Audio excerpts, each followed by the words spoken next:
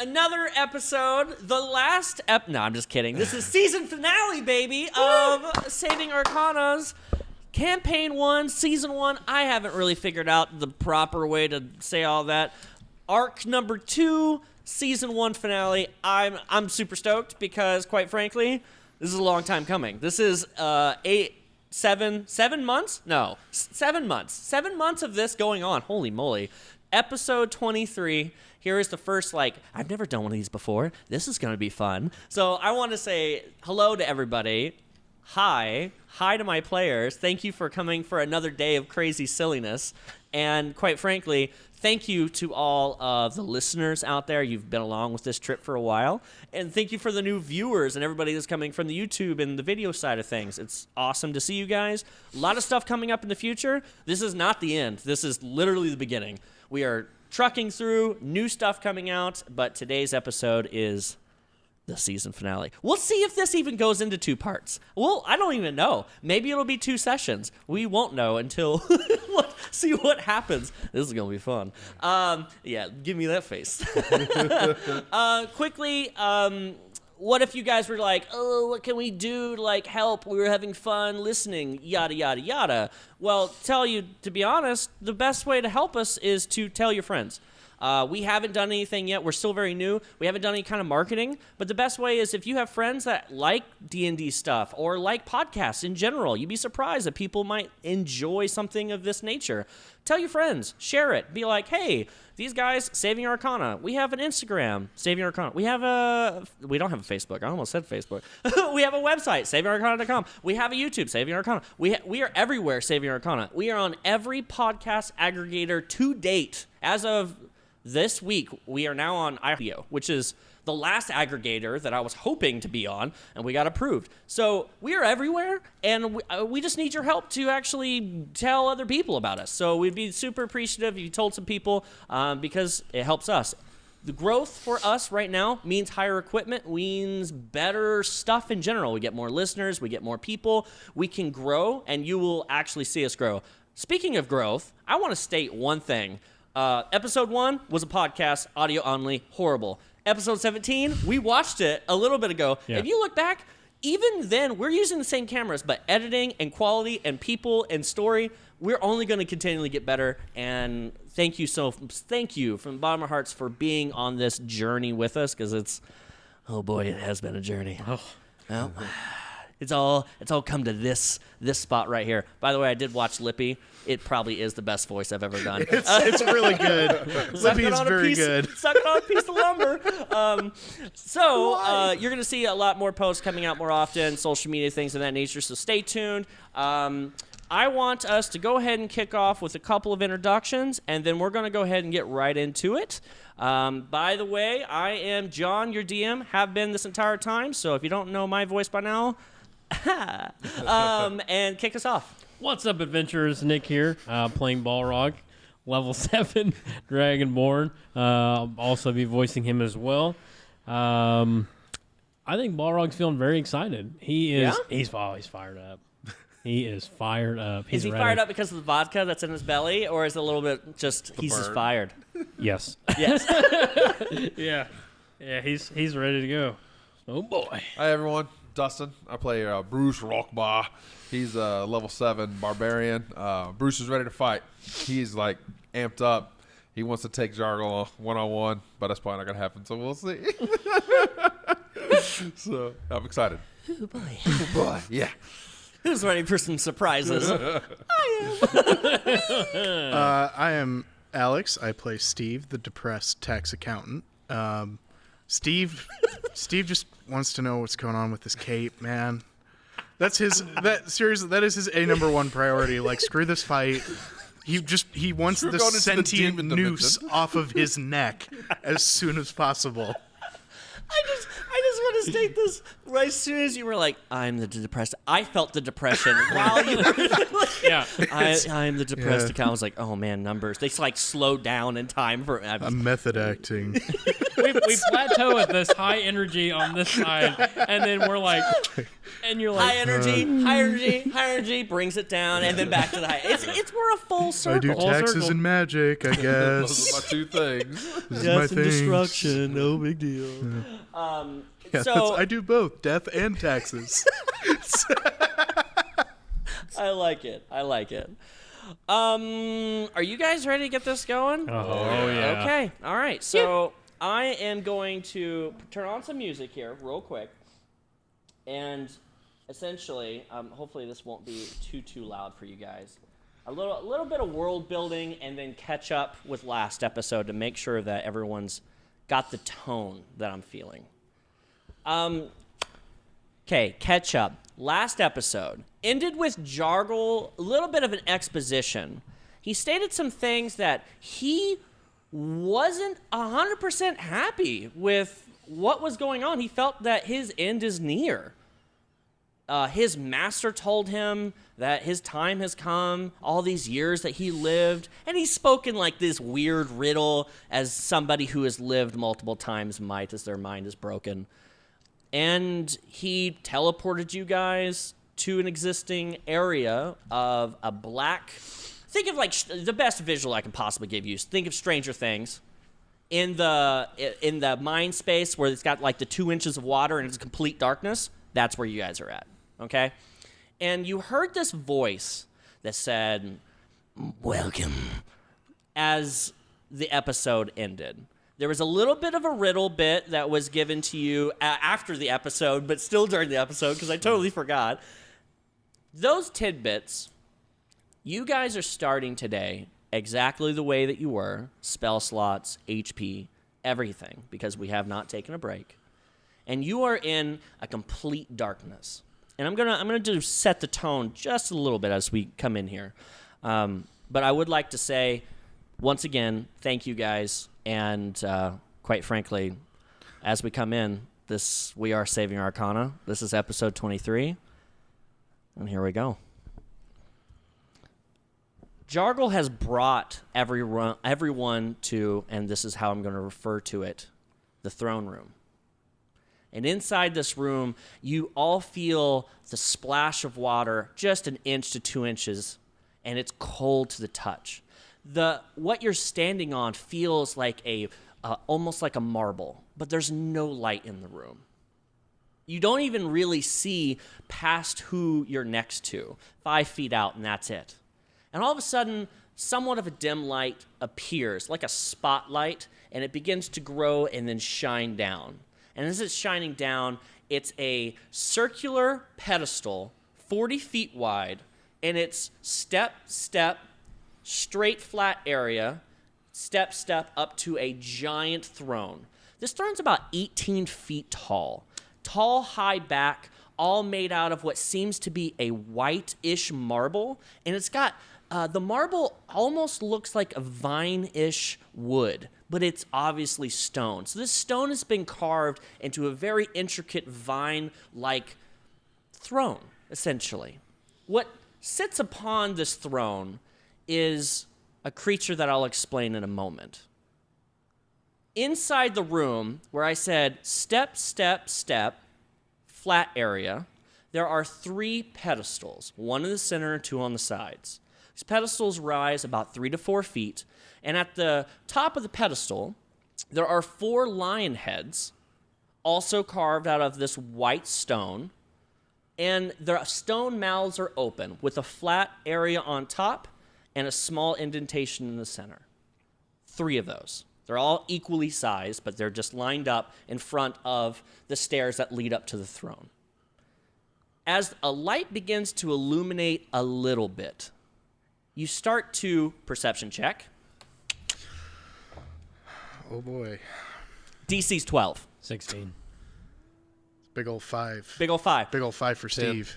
It's okay, so for you two, it's not that you don't see it, it's just going to take you longer to see it, okay? But for you, as you start to look around from the dimness, your eyes... Does anybody have dark vision, though? 60 feet. Okay, you see it. Yeah. That's fine. No dark vision. Okay, so you see this in a black and gray tone. Same idea. It's just going to take you about 45 seconds while the light is literally warming up. The bulb is warming up, right? And He's like, you know, like the fluorescent, like, Yeah. So the light is starting to warm up, and what you see is you're in a humongous stadium-sized dome. And as the light begins to appear, you see it shine off the very top first. And as the light gets brighter, you see down the sides that you're inside of a giant dome. But what you see on the dome that is lined is about a 9-foot wide eyeball that has an eyelid and closed eyelid, and there's thousands of them all across, lined the entire walls of the dome. Each one is different. There's reptilian skin, there's stone skin. Every type of creature you've ever seen has a representation, all the same size, large, 8-foot, semi-round eyeballs with eyelids and eyelashes on the wall, and it covers the wall all the way down to the ground. Thousands and thousands. As the light gets brighter and brighter, you see the water goes all the way to the edge, and it's lapping a little bit from the fact of you've landed in the water and the waves have kind of gone out, and that's the only kind of ringing sound that you hear inside this room. You have Jargul next to you, and on this throne stands a creature that resembles a bit like Jargul in nature. Remember, Jargul is around 7'5", very tall and slender, has 4 arms, wears a cape, and underneath this cape, that's where the 2 arms hide, essentially. The 2 arms lean out in front, almost bringing to a clasp like palms, and that is his normal stance. His skin is leathery and dark. Jargul's skin is leathery and dark. And his face is tall and slender, but his mouth extends almost to his ears. Very wide Cheshire cat kind of a smile. His eyes are a little bit longer than a normal human's in their face. It seems ill-proportionate for his body. His skin and everything almost look like the life has been sucked out of him a bit. That's what it would look like, withered and weathered. This person who is on the throne, just standing or sitting with his right arm on the right arm of the chair and his left arm on his leg, has a similar skin tone, withered, and his fingers are twice as long as a human being's. We're talking 12-inch long fingers, very slender man-ish kind of features, slender shoulders, very tall and slender in nature, but very weathered. His eyes are green. They are like reptilian as they are side by side as they flash and blink. That's why the word I was looking for, blink. His hair is only 40-some-ish hairs, as you can imagine, slicked back, and you can see the baldness on his body. He looks a little bit weathered. Oh, no. He's got a comb-over. A little bit of a comb-over, yes. Jargul takes to a knee and then stands in reverence. The 3 of you, can you give me a strength check to see if you've noticed this? 19. 19. 15? Yeah? 23. Okay. The 3 of you feel that you have been looking around, and you move your hands, and all of a sudden, everyone but the 23 realize that you are bound as you try to move your body.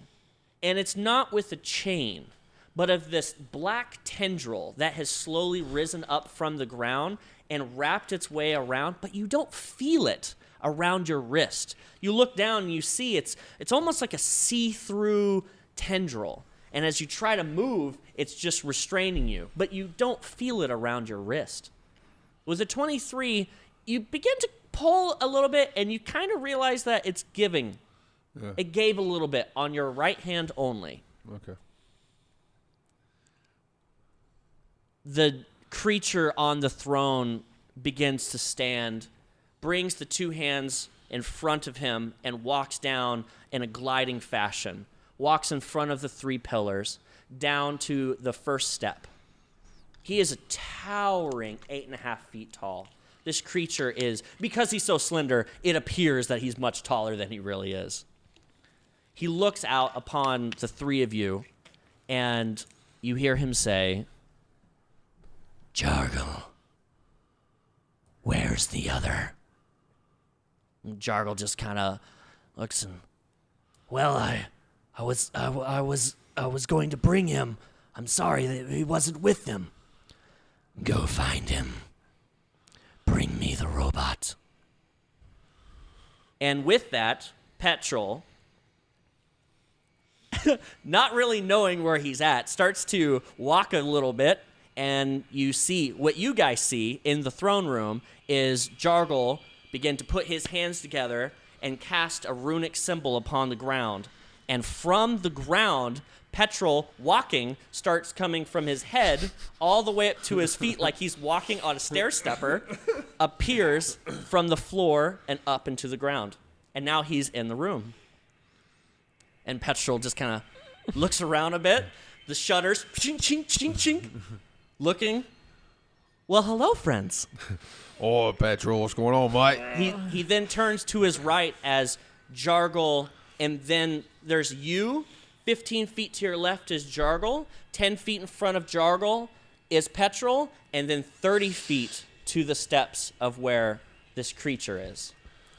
And he looks over at you 3 and goes, well, hello. Oh, mate. I'm going to need you to give me a DC of 18 will saving throw to speak. Will save. Mm-hmm. Which is what modifier? Wisdom? Wisdom, yep. 19. DC is 18 19. to speak. You have 19? Yeah. That's a big old 6. 6, For okay. Steve. 16. Steve got a 6. Bruce is a... 16. Okay.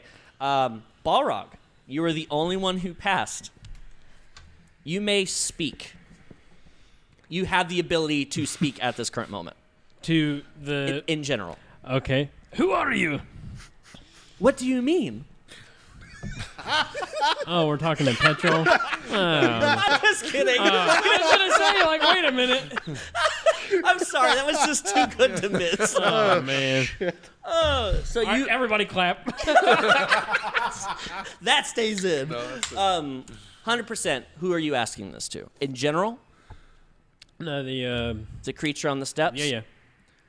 The creature turns towards you, and when he turns towards you, before he speaks, a small, thin, cloth-like substance goes over his face, and it drapes down about a foot underneath of his chin, and he looks over, and then you see it move where the mouth would move, and he says, who are you to actually talk to me in my home? Jargul, I've taught you well, but why can these minuscule things talk in my presence? I thought he was talking to Jargul. I mean, he is. He's not recognizing the fact that an impudent ant has talked in his... At 7 feet tall. a foot smaller than him. He's is, on a pedestal. He's got a little... All right. Is there anything you want to say back to him? I really wish I could talk. Why have we been brought here? I guess it's time. And Again, he gives us no information. He's going to look a little peeved that you're speaking back to him in such a way. And he's going to look over after he looks at you, and you see kind of like a breath move under behind. It's moving the cloth of where he's been speaking. He looks over at Jargul and says, Jargul, take care of this. And begins to take a foot down and move towards Petrol. And Jargul, you can say something if you want. No, I'm good. Okay. Jargul is going to begin to clasp his hands again and begin to move in another runic symbol. His other 2 hands come out, clasped below the other, so all 4 hands are out. And as all 4 hands come together in a square format in front, a dirty sock appears in your mouth. And the DC now to talk is 23 for you. You can absolutely... I can't roll that. You can absolutely roll a Constitution save to see if it stinks. Because where did this thought come from, and where did he summon it? I'll do it. Yeah. Okay, there we go. DC is 15. On Constitution, Yep. 14. Yeah, you immediately heave a little bit as it's a stench that's palpable. The athlete's foot is getting on your teeth. Oh boy. Oh, it's raunchy. Teenage It is. boy. It was a dwarf's foot, and boy, you can taste the dwarf. Oh, yeah. Oh yeah. So, well, I mean, to be fair, that did burn, and I'm keeping track of that. That did burn a spell slot for good old Jargul. So, Good. this creature begins to glide over to Petrol, and Petrol, you can see, out of just not understanding what's going on, and his general demeanor has gone a little magenta across his chest. And from the side angle, you can see that that is the characteristic that when he is unsure and a little scared. This creature is moving towards him, and he quickly looks left, looks up, looks down, and looks over at you guys, and the shutter... May I defend myself? Yes, please. Protect yourself at all costs. Can't talk. Make that will saving throw. 12. Can Bruce just... Bruce and Steve are like, yes. You know what? I will give you advantage on both of you because you were moving your head and trying to speak. Roll DC 18 will saving throw at advantage to see if you can respond. Come on. That's a nat 1. Oh, Yeah. at advantage? Well, I had a 14 on the other one, but the second one I'm was so a nat sorry. 1. I really wanted you to get Damn that. it. No, I didn't get it either. You didn't get it either? No. Well, boys, we're on fire so far. This is going to be a Oh rough boy. one. So Wish would that suck? Just That like was 10 page minutes 1. into the finale. Well, you're all dead. So Sorry. So Bruce can move. He can break away with one arm. you have realized that there is a little bit more give on your right arm than your left. Okay. We'll get to that in a second, I promise. Petrol's magenta begins to get a darker shade, and waiting for you to respond and not realizing the shutter and turns to see this creature barreling and catching speed and really getting right up in the face of Petrol. The creature walks up and grabs Petrol by the head with one of his front arms and lifts him up. Petrol begins struggling and swinging wildly with his arms, and you can see him transforming his arms into different formats and swinging, trying to get that reach, but with this very long wingspan, Petrol can't catch the chest. And give me all a perception check. Oh my god. 15. Did you just roll it really well this That's time? 2 consecutive not ones. Ooh, new dice. 15. 15. 5. 15. Good old Master is the only one to hear this. I could not have had this happen any better than what it is right now. This is so Oh boy. Anyways. Balrog hears a metal crumping noise. The violet color in his chest turns to an almost dark purple. A color you have never seen his chest turn before. And you can imagine when somebody's lifted up by their head and they're just out of anger swinging wildly trying to defend themselves, and something turns the tide and they begin to panic. It's the first thing they do. They go after the hands. And Petrol is just trying to pry the hands as you heard this crumpling noise. He's just beating wildly on the hands. And let's see. We're going to roll it. We're going to roll it right now. We're going to roll it. I'm so emotional. A nat 20 and a 7. That's The my boy. 7 does not hit because it's a 17. The nat 20 does hit. So he is able to swing wildly, and with one hit, the hand kind of uncrumples a finger, and he begins to reach in and grab the one finger and pull the hand back. And you hear this creature just give this awkwardly giggle. Petrol, out of the magenta, starts to brighten in the color of his chest, and with freeing his hand, turns his head with his body over to you. And roll me another perception check. Gosh, dude. Soft 20. Soft 20. Nice. So that was a nat 1, and then now a nat 20. So Wow. what do I see? So a nat 20, a soft 20, and a 5. I feel like you're just playing. Yeah, no, there's a lot of eyes in here.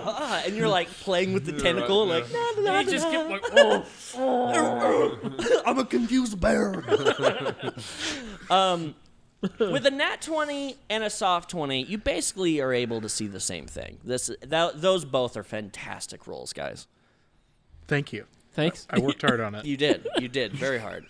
Petrol is able to pull the hand back and swing his body, and you see that the lampshade is still green, but it's very dim to what it's normally. And the perception roll is you notice that crumpling noise probably was the part of the head, and part of his right shutter is bent in, and he goes, "Master." And it's before he can finish the next phrase, you hear with both those rolls again, and the shutter begins to crumple in, and with a flash of movement, 2 hands come behind this creature and form into one hand in the center, and pierce through the center of Petrol's chest. And with a flash of a moment, the arm rips out. Actuators, all of this liquid, and you see almost in slow-mo, because you guys with these amazing rolls see this in perfect detail. I wish I would have rolled in that one. I know. The cube that the obsidian cube that was in his chest is inside that hand as it's ripped out, and Petrol's body, his arms immediately go limp to the sides. The top hand releases the head of Petrol, and the body lumps to the ground. His head is turned in the way that you can see him directly.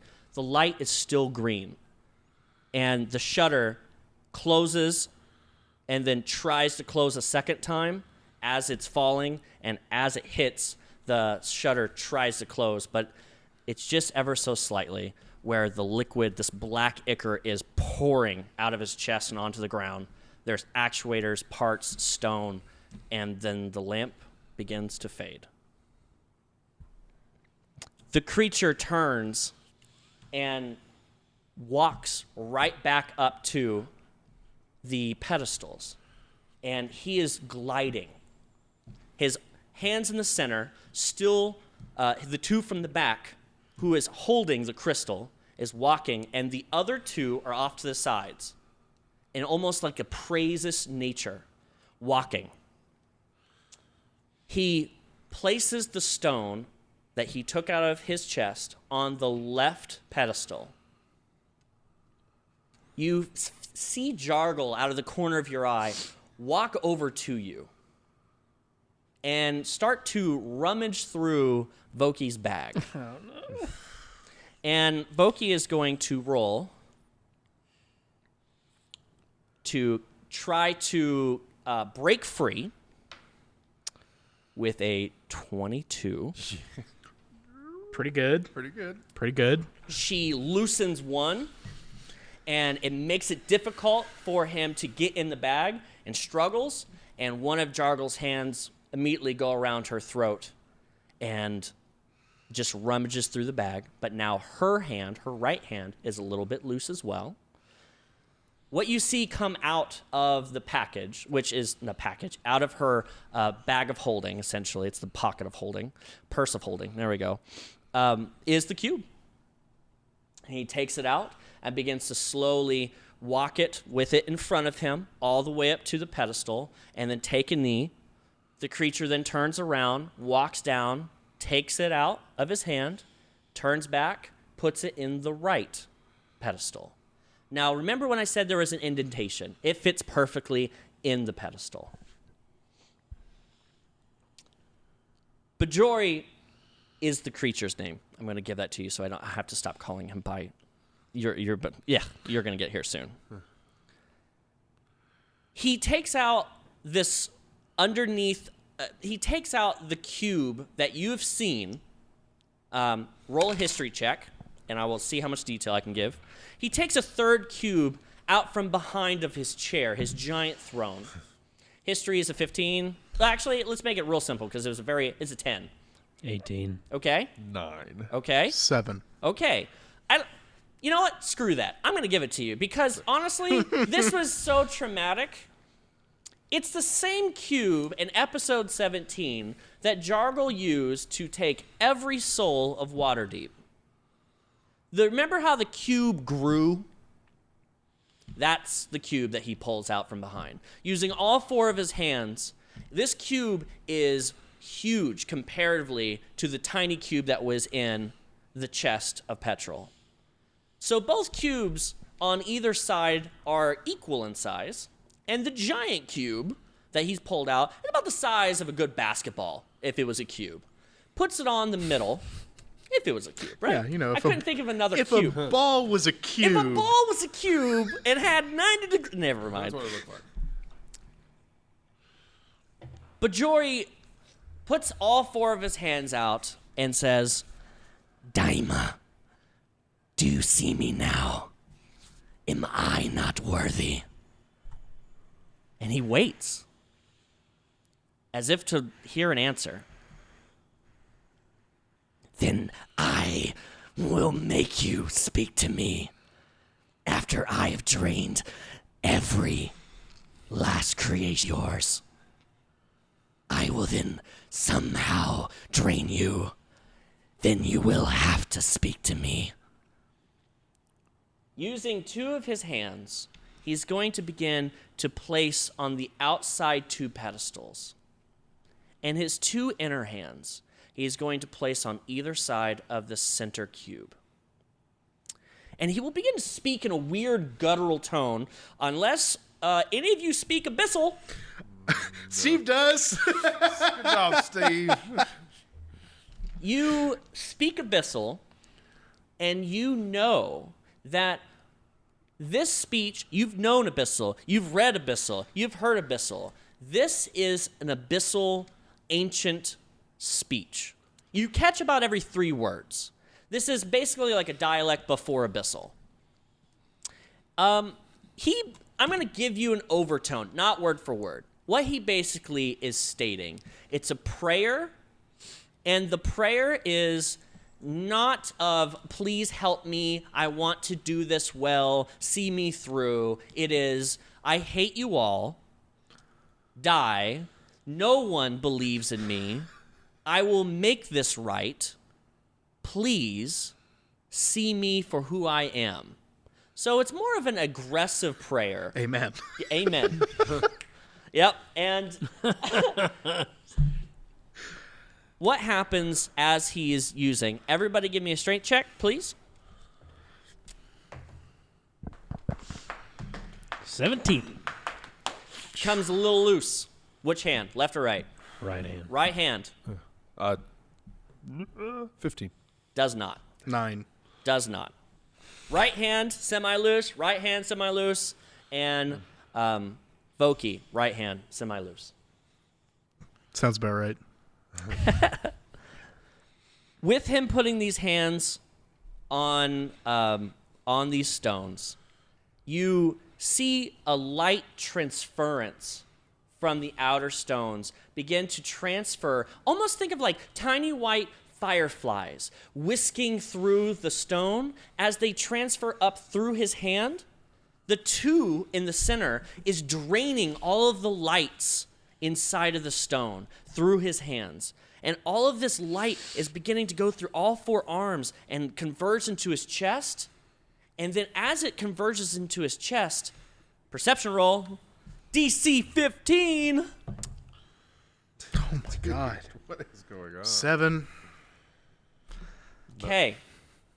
The lights then transfer up to his head. Is everybody watching at this point? Yeah. I mean, yeah. I mean, Okay. what else are we gonna Well, watch? yeah, Right? I was going to be cryptic about it, but this doesn't make any sense now. As it goes up through, and he is like just muttering words, you can see the light pass through his throat, his neck, and up through his head. The veil that was on his face begins to pull back, almost like a bride's veil, and go into the back, and you see his sweet comb over. On his forehead, an eye appears. And instead of his reptilian eyes, this is a normal eye. And this eye begins to open and blink a couple times and then opens wide. It is white like marble, like a matte white marble. And then from the corners, 3 black pupils in a triangle formation appear. Blink, blink, blink, blink, blink, blink. As the light is transferring up, it converges on the eye, and you hear a crackling noise as if something is happening above you. Does anybody... You have dark vision, so you'll see it regardless, and it's within 20 feet. This is a loud, like, stone-ish moving sound. Does anybody want to look? Or Yes. if you want to look, give me a perception roll. Yeah, It's I 10. I want to look. I'm going to get you guys to get a perception roll one day. Oh my god. Nope. 7. 7. 11. Okay, 11. You see this. You're just going to see it, but it's just going to take a couple more seconds. You turn around immediately, and you feel like little like rocks kind of falling down around you, and you look up and you realize your back is somewhat close to the wall, about 30, 40 feet back, and then there's more eyeballs. This one's up on the curve above you, and it's a stone eye. It's got an eyelid that is made of all stone, and this whole 8-foot round eyelid is opening. And as it's opening, crumbles are falling to the ground around you. As the eye opens, you see this now. I was more or less trying to figure out if you'd look. When you look up, you don't see an eyelid. It's a flat piece of see-through glass. And you see a world of stone. And inside this world, there are creatures that look like Jargul. Stone automatons walking around, families, things of that nature. A whole society of stone. The eye on Bajori blinks, and the light, it's very, very bright at this point. It's basically like a very bright flashlight of an eyeball. When it blinks, it goes out, and then it opens. And when it opens, the beam from his forehead shines directly on the eyeball above you. And what happens is you begin to hear, perception roll, DC 8, give me something, come on. Soft 20. Oh, no! You die. No, I'm just kidding. 16. Okay. That one. Dude, I am rolling. Dude, we are awful right all now. going to We're all die. gonna die. We're Just- all going I'm to just die. I think saying- I'm pretty safe This right is- now, boys. You guys rolling this bad now, during perception rolls, it's great. Leaves good rolls for when there's like some clashing of fists. What if there are no good rolls, John? Well, What then? this will be fun. Season finale, guys. Steve can be depressed, but Alex don't. The eye opens, the light shoots from Bajori's eye, and you start to hear 1,000, and then 100,000, and then millions of voices in different tones, ages, all begin to scream.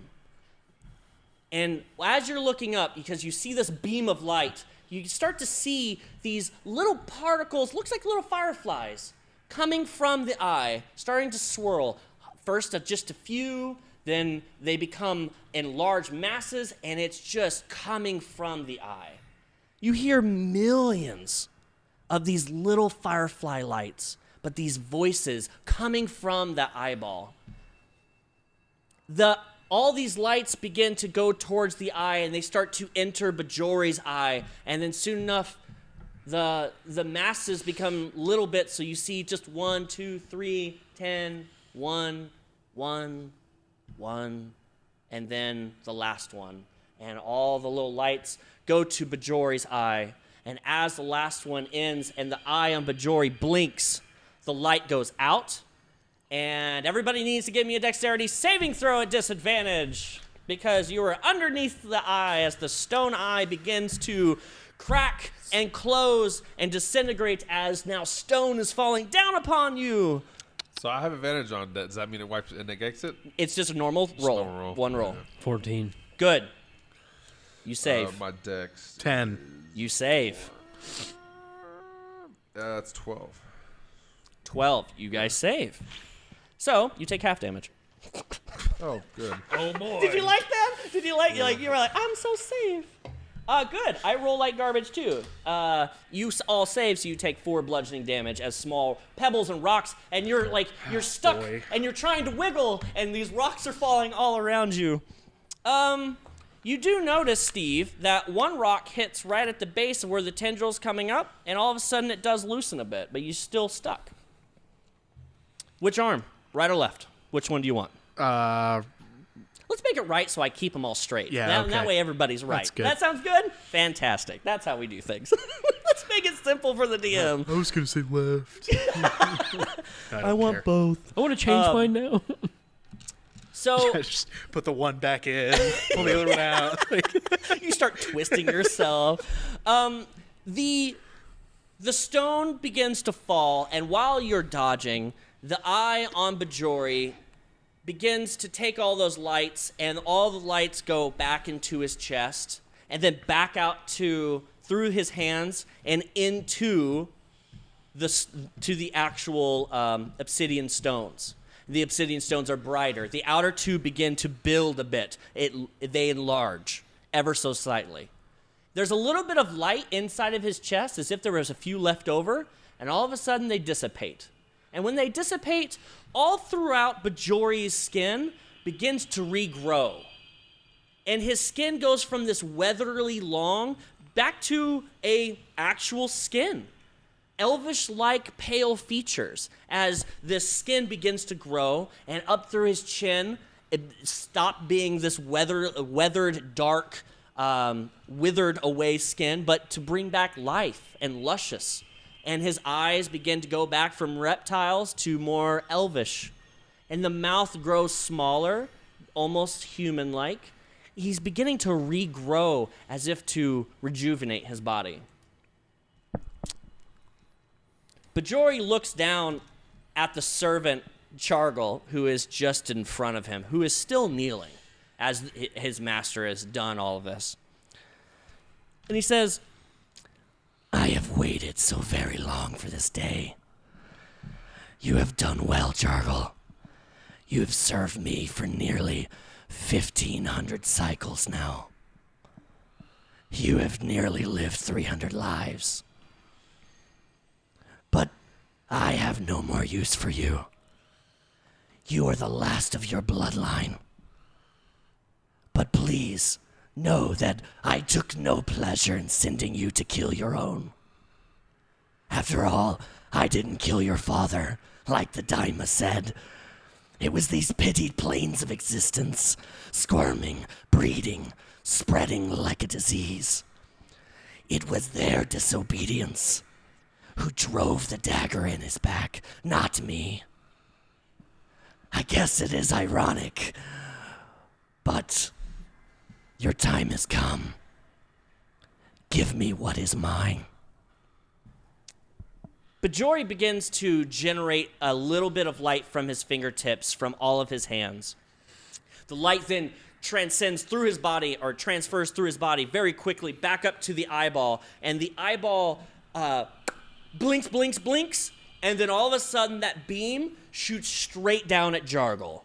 Jargul, in a blink of an eye, looking up, puts 2 hands, and then this blue, ethereal, shield-like substance comes around him a bit as the light is just like DBZ style, pounding against the shield in front of you guys. And you are all watching as he is on knees, holding a shield and taking this insane light blast of divine energy from Bajori. And oh boys, that's page 2. That's page 2. We're just moving right along, aren't we? Jargul pushing his hands against this force field, getting a little leeway against it, and then the light begins to transfer more. Bajori puts his hands back down on the cubes, taking more energy, and the light gets brighter as he pulls more energy, making a larger, more brighter beam. And you start to see cracks in the actual shield around Jargul. And Jargul brings out his other 2 hands, bringing all 4 hands in front and starting to push, but the cracks still are appearing. Jargul obviously buckling under the strength of this divination. Steve, you hear a voice inside of your head.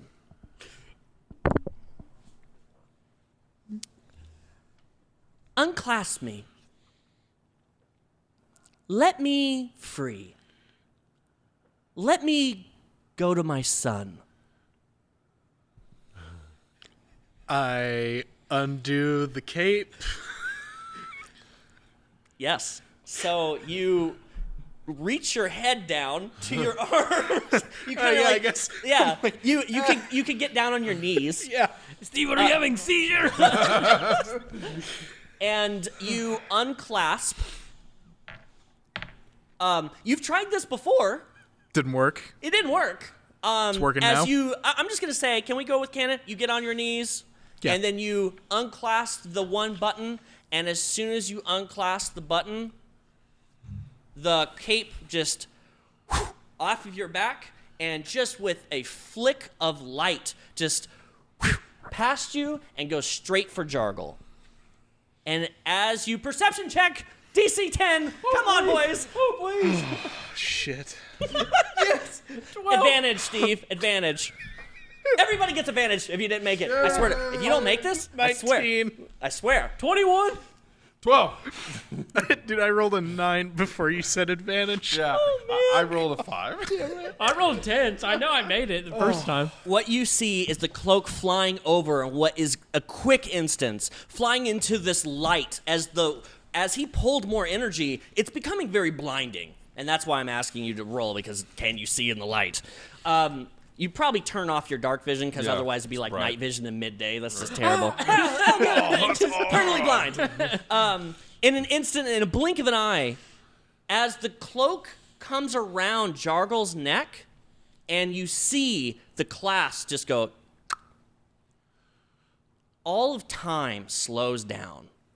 The light just into Jargul's not moving. If you weren't looking, you would think that time had stopped. Does everybody want to give me a strength check? Sure. In a blink of an eye, the time stopping, the light spewing from Majori stands still. It's like a picture taken in a blink of an eye. What's your rolls? 16. 16. 3? No, 16. Right hands are now free. This will make sense. You find yourself blinking, and you blink again, and on the third blink, when you open your eyes, everything that you see is like the ethereal version of Haven when you guys were in the Four Planes. But instead, where your feet are is not water. It is of this beautiful white marble, kind of like the marble that was his chair. I'm going to change the music. You see clouds above you, and there is just a beautiful, distant horizon of just nothingness, and everything is just white. You see in front of you, as if in an instant in time, an outline was created from what you were seeing. Jargul, Bajori, this light happening, but it's all in ethereal, grayish smoke outlines. And then behind you, you hear this voice. And the voice brings a warmth over your body, and it's beautiful and angelic. It moves, the voice as it's speaking, it sounds like gibberish in your head. At first, you've heard, so when you hear languages, like when I hear Japanese, I know it's Japanese. You start hearing Orcish and going through all of these languages, and you hear 10 to 15 different languages until you hear one, pick one, that you know. Pick one that you know. Orcish. Orcish. Common. Common. Draconic. In that tongue, at the same time, you all understand in that language. This wispy form comes around in front of you, and it's this long, angelic white dress, an elvish face with light just shining all around her, a small clasp like an elvish crown, but it has little crow feet all over the crown, long elvish ears, beautiful and bright blue eyes. A good 6 feet tall, and she looks like she's floating, not really walking, as the dress is so thick that you don't see feet. She floats around in front of you, and she says, "Well, hello. Oh, hi. My name is Peach, and today you found yourself in a precarious situation." Right. You guys can speak. You guys can move. So we're not You're not gagged. bound. We're not gagged anymore. No, Nope, you're not gagged. You're not bound. You are, quite frankly, you don't have any of your weapons or anything around okay. you. It's as if this was a dream. Yeah. Well, you're gorgeous. I just want you to know that.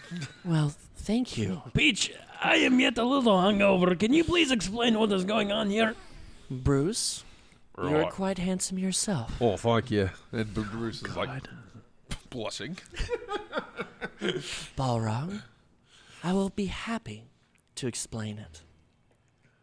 Steve, thank you for returning him to his son. Sure thing. Is there anything you guys want to ask? Oh, there's so Yeah, many What is? things. Oh yeah, there's like so much happened. Hey, number one, what the fuck? I mean, you guys more than happy Right. to ask questions Well, okay, so I kind of before she begins. before. I mean, In character. well, you're right, but me asking her like, "Hey, what's going on?" I feel like is a pretty good starting point. Okay. Well, when you shy him to his shot, are you showing that's Gargle's dad? A piece of his dad. Oh. Why don't I just start from the beginning? Well, that And would then be helpful. just these chairs appear under you. The most comfortable, just like lazy Susan, like not lazy Susan, lazy. Are we spinning? It's just It's office chairs, right? No, it's just the most comfortable bean bags. All right, bean bag chairs. You guys plop down, and she goes, Steve rolls a joint. "Oh, absolutely. That's some space stuff." It's like real Tom and Jerry know, slick yeah, too. Like, Not quite sure where you got that. The story of legend has been passed down. It all says that Naharim died and his soul was torn asunder into 7 shards. I'm sure you're aware of that. That's how the legend goes. But 2,000 cycles ago, the truth is, Naharim had a very jealous brother named Bajori. That brother murdered Naharim. Naharim was going to ascend to the Daima, as that is his birthright, first of the 2 brothers. Well, when we found out that Bajori, out of jealousy, murdered in the deep of the night his brother, Bajori wanted to take his brother's shards and illegitimately ascend. You have to understand that if someone was to do that, the Daima would go into chaos. Only light can ascend. Naharim was just light. But Bajori, it was not his birthright. We exiled Bajori to the abyss, level 117, where your bodies currently are, to live out all of eternity as he murdered his brother. A Daima cannot murder. We cannot guide, but we can help, push, and sometimes provide. Bajori blamed, out of idiocracies, his killing of his own brother on the material plane, on their lack of love, their gifts, their lack of adoration to the Daima. We found out that he was actually cuckoo for Cocoa Puffs. The lie went on so long that even Bajori began to believe it. He wildly blamed the planes of existence for their disobedience, for the death of his brother, which he clearly did. He became crazed with the idea of revenge, knowing that the cubes of Paragon, as you guys have so seen it, can create and kill life. We created the cubes of Paragon to help create life on planes. They were never meant to be on the same plane together. When there was an accident many, many cycles ago, we scattered them, and unfortunately, Jargul brought them together. So Bajori couldn't accept what he had done. In fact, that the Daima found out that Bajori killed his own brother by ritual. We split Naharim's soul into 7 shards and scattered them among the planes. Somewhat like the cubes of Paragon, these shards bring prosperity, wealth, power to the one who wields it, if they are deemed worthy by the shard. Sometimes the shards have been, in the past, quite manipulated. If the Daima had not scattered the shards, and if Bajori had obtained the shards, then he would have found a way to illegitimately ascended. So, off to your right, you see this plane of existence. We're on a Disney ride. I'm sure you have Cheech and Chonged at this part, and there is just a cloud asunder between you and everyone else. Oh, Steve, I'm getting a contact out, mate. You gotta check that down a You're little bit. gassing us out. Anything at this point you guys wanna ask, talk, as I take a drink of water. So you said that you could possibly provide us with something? A guidance. Right. We need to stop whatever his name is, right? Bajori. Before we get to that, Bruce, we have shard in our possession. Would you be able to tell us if we are worthy or not? If you pass these checks, there might Roll. She says out loud, it's a DC 19. You'll have to roll well. What is that? I have no idea we're rolling. if you don't roll well, you might die. I'm going into Petrol's voice there. I'm sorry. Steve, I might need to drag off that real quick. You know what? If you do that, you'll get advantage. How about that? Oh, yeah. Yeah, Yeah, man. Pass it. pass it down. Like how we were aiming for Yeah. Manic Steve, and Oh, instead yeah. I've gone like completely in the You got other you got direction. you got the couch version. Steve, Not you've the been holding out pure on us, bro. You were hoping for indica, you didn't get indica. It's so you guys all have advantage, and at this point, this is a wisdom saving throw. The DC is 10, and you have advantage. And she says, if you are worthy, I can help. 13. Pass. Soft 20. Pass. 14. Pass. If you are not worthy, make a second one. DC 12. 16. 16. Oh, I don't have anything. That's a 10. Okay. Oh, you don't have any inspiration tied to chaos? No, I got nothing. Okay. She just kind of looks over at the ethereal image that you see, and you see it's moved in time slightly. It's slowed, not stopped. You see Bajori fighting against Jargul with the light, and it's just unbelievably bright.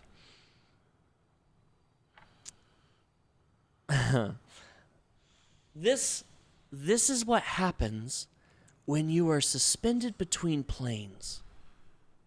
It might be what you say, my specialty. This is not dead, nor alive, or living, past or present. It is existing.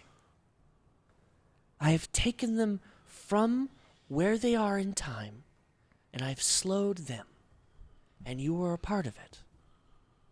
And in a kind of an instant, in a quick, like, if you've ever seen like a video, like speed up really fast, and she turns her hand like turning a dial, and the light, they come in, this whole scene of Bajori and Jargul begins to fast forward in full color, light exploding down on Jargul, the class Jargul taking all four of his hands and beginning to levitate, and as the beam is down on Jargul and he begins to levitate, it's coming almost to a vertical as Jargul is creating what used to be a blue, now is a dark, dark purple, and he's created a beautiful, larger a shield around him, and as he's doing this, all of his four hands is beginning to push it back as the light, if both things were falling to at one point, it was right in front of Jargul, now it's going towards the middle, and then she turns it back. I'm gonna... You can't wither away. You can't exist anywhere else unless I release them. And I want to give you a fighting chance.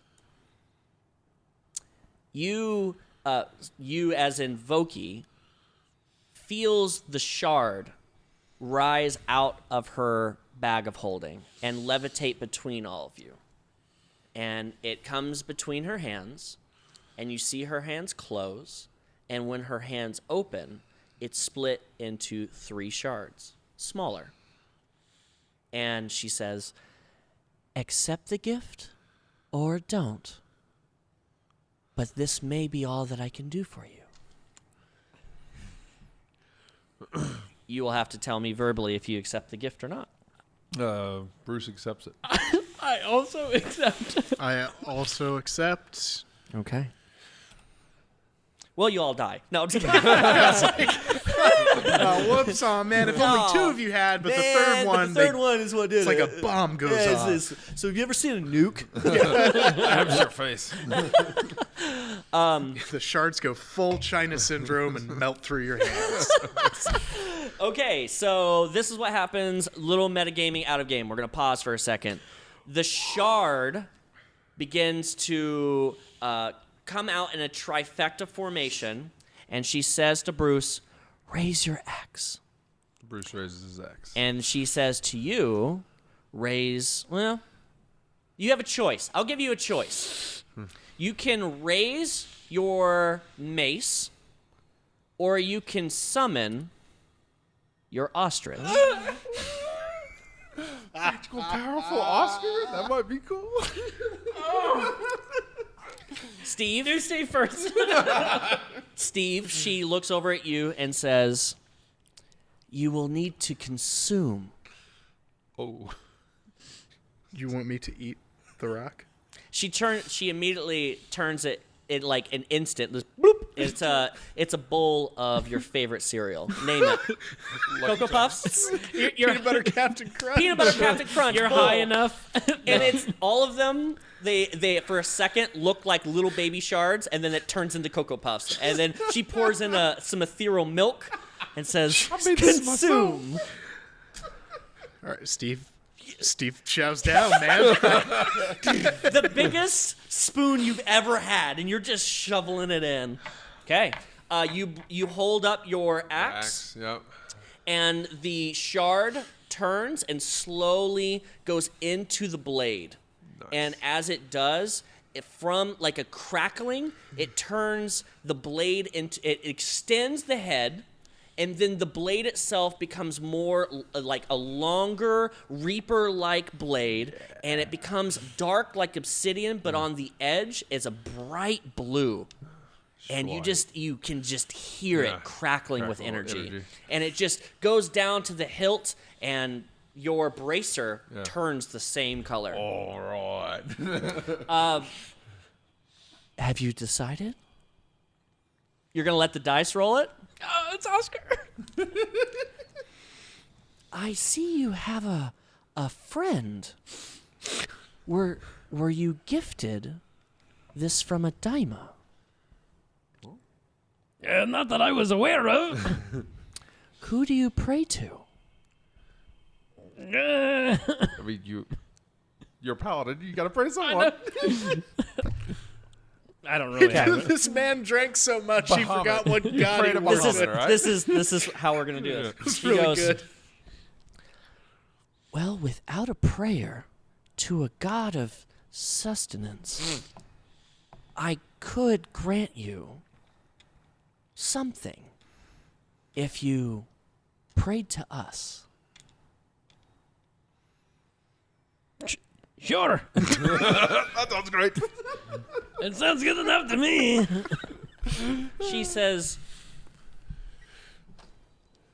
kneel before me. I kneel. And she brings out a long, beautiful 6-foot sword and then knights you from shoulder to shoulder. And then when the last from left shoulder to the right shoulder and back to the left shoulder, that crystal begins to go towards your chest. And if you allow it, do you just openly allow this to happen? I'm asking because I don't want to speak for your character. Yeah, that's fine. Great. That's fine, yep. Right before it pierces, like really, really sharp end into your chest, immediately just kind of disappears. And it shoots down into your pocket, and you hear a clink. You want to pull it out of your pocket? I sure do. Yeah. So that vodka container that you have, Yeah. it's like a really sweet hydrothermos now, and whenever you drink it, it's going to do something. And it's the most badass thermos you've ever seen. Let me describe this. Yeah, please. It is a perfectly round, beautiful central, like an actual 1970s thermos where you take off the top and it's, you know what I'm talking about. But it's black obsidian and it has a symbol right in the center. You have seen this symbol before if you roll me a history.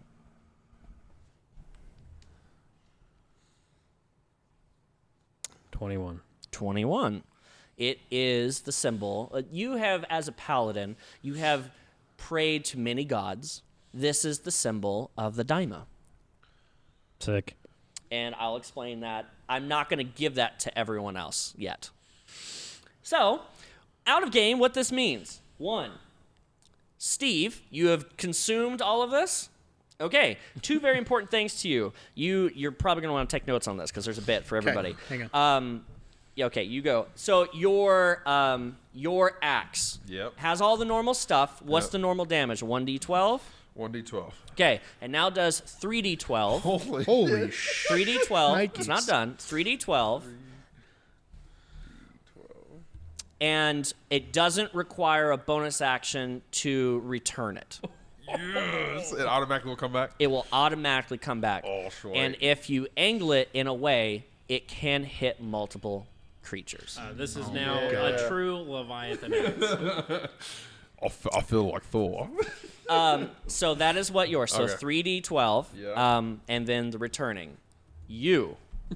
If you drink this, this provides advantage on your breath weapon and max damage. So if your breath weapon is 3d6, that means if you hit, which you have advantage. Well, sorry, you don't have advantage because on a breath weapon, it's a DC check. Sorry, I totally messed up. I'm doing the advantage thing for him. On your breath weapon, it's max damage. That's it. It's whenever you use it, it's just max damage. It electrifies you. So any kind of electricity damage you do, it does max damage. So what would max damage be? If you roll in that spell 3d6, it will just do 18 damage. Sick. You don't have to roll it. It just maxes it out. So all I have to do is just roll to hit. Yep. You have the ability to give this to other people as well, to force feed as a medic. It will heal 3d8. My vodka bottle. Your vodka bottle, but it can only heal once per day. So it has two uses. You can drink it, which it consumes, and then you have the ability to do max damage on any electricity attack that you have, period. Or you can give it to somebody. Let's up the ante. Let's give you two uses a day. Of The bottle, period. Okay. So the bottle, you can heal for 3d8, yourself or other people, or you can give yourself max damage on a electricity ability. 2 uses a day. That is now we're going to call this the flask. Just the flask. The flask. The flask. Not some cool, sick, weird wording. It's just going to be hey, you got the flask, bro? Steve! Is that you two good? Yeah. Okay, Steve, you ready for this? You've got a lot. You got Okay. a lot, Steve. Okay, you have consumed the shard. It now adds +5 to hit on any spell that requires hit. You add 2 damage dice on whatever you roll for the spell. Example, on a level 1 magic missile, right now you would shoot 5 missiles because it's adding 2 dice. If you fireball, is it 8d6 right now? It would be 10d6 because you're adding 2 dice. Right. Your Scorching Ray shoots 3 bolts at the beginner level. Yeah. It would shoot 5 bolts. Then it's +5 to hit for the spells. Yeah. Okay? This is very important. Each spell you cast charges you.